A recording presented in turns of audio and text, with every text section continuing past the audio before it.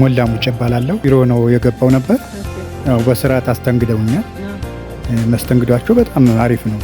በቅድሚያ ነው ያስተናገዱ። ያው ሴፍትነት ቢሮ ነው የመጣው። ያው እንግዲህ ለወደፊቱ ደግሞ በሌላ ስመጣ በተስፋ እንደሚያስተናግዱኝ አውቃለሁ። ዛሬ ነው የመጣው? ዛሬ ነው የመጣው። ዛሬ አልኩ። ዛሬ ጨርሻለሁ።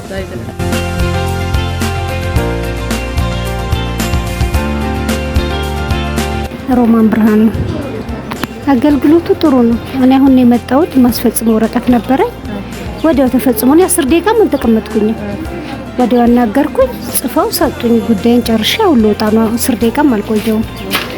ከበፊቱ ለዛው ምን በጣም ደስ የሚል ነገር ጸሐፊዋም ሆነች ዋና ስራ አስፈጻሚ እንደና ተንከባክቦ ነው አናግሮኝ ወጣሁት። እኔ በራሴ ማለት ነው ጥሩ ነገር ነው ያየሁት። ሁሌ እንደዚህ ቢቀጥል ደስ ይለኛል።